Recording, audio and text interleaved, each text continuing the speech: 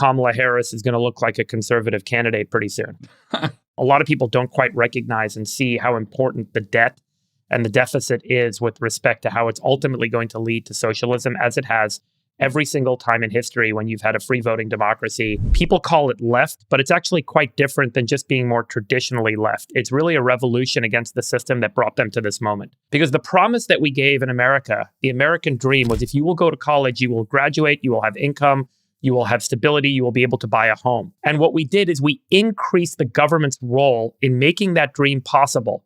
And in doing so, we created effectively a system where we gave unrestricted access to capital, which inflated the cost of education. People could go to school like Zohran and major in African studies and graduate with $200,000, $300,000 of debt and then never get a job. The guy has not had a real job. And this is the truth for 32 million young Americans.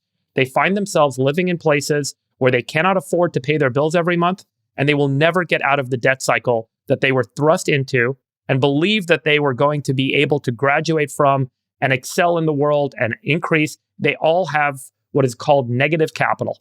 They have debt and they will never be able to get out of that cycle. So where do you turn in that moment? You don't go turn to corporations to solve your problems. You don't go turn to your friends and your siblings and your family. They're not going to bail you out. You turn to the voting booth. And you hear a guy like Zohran show up and say there can be a better path forward. The better path forward is the government can and should do more to help. And in doing more to help, we will increase government, we will tax the rich, we will tax the corporations, we will take all of that capital and we will redistribute it in the form of services and checks and support for all of the people that find themselves unable to take care of themselves. And this becomes a tipping point when the majority of the voter base ends up in that situation where they're that deeply in need, where they have negative capital.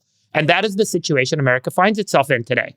There is no easy answer and there is no easy solution out of this, but I can tell you one thing for sure, that in historical perspective, we have seen it time and time again across dozens of countries that have embraced socialism to get out of the debt cycle that ultimately absorbs and swallows up the young. It swallows up every family. It swallows up every person in the working class with debt. They're swaddled with it, and they all try and get out of it by increasing government and embracing these socialist concepts, and it has never, ever worked.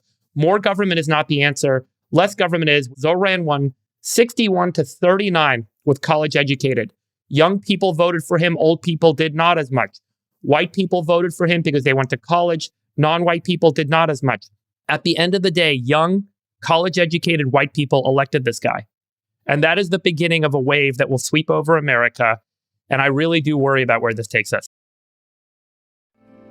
'Cause the flag still stands for freedom, and they can't take that